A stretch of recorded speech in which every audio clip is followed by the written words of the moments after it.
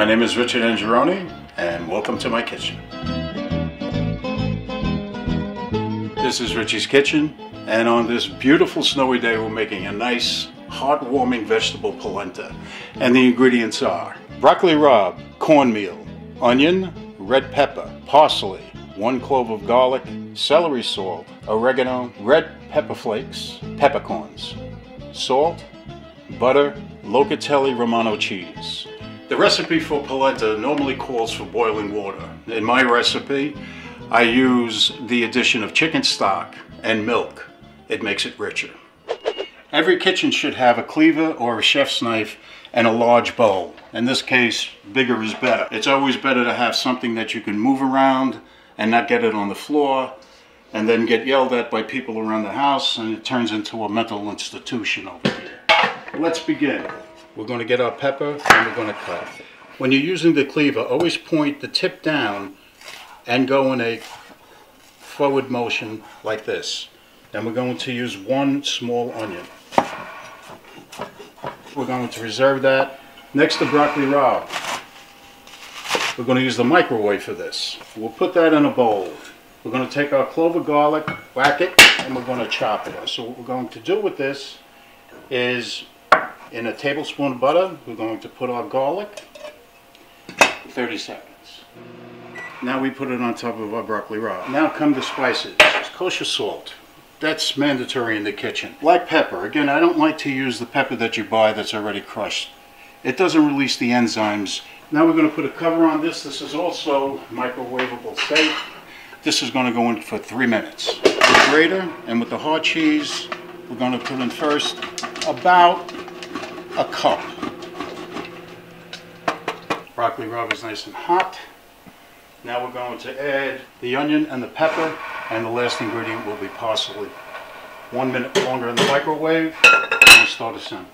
With some paper towels, because we want to take the moisture of the vegetables, and in it goes. Our liquid has come up to heat. This is the perfect time now to add the florals, the herbs, because they'll release their essence. Oregano, our celery salt, and our red pepper flakes. Our liquids have come up to heat, and the smell is incredible when you do it in this manner with the herbs. Now we're going to slowly incorporate our polenta. You have to stir quite vigorously to avoid lumps. Now we'll take our vegetables, which have been pretty much thoroughly dried. You can see all the moisture. This is the consistency that we're looking for right about now.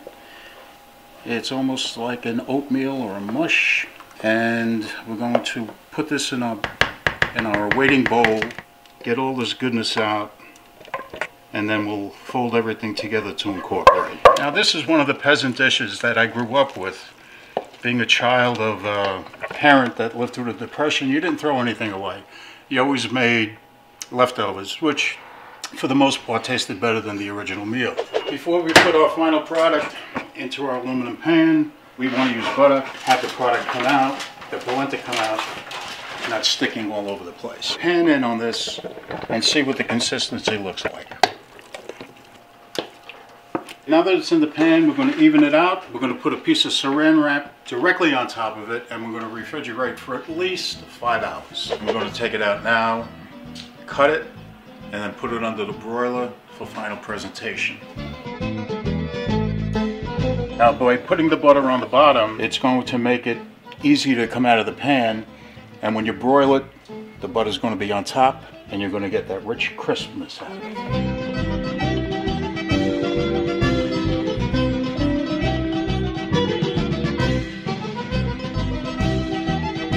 We have our broiler up to heat. We're going to take our polenta and we're going to put it directly underneath. Between 5 and 7 minutes. Our cat Luca Brazzi, always interested, he stands there watching the oven actually, so that nobody takes the polenta out before it's done. The broiler done its job. The cheese is bubbling away.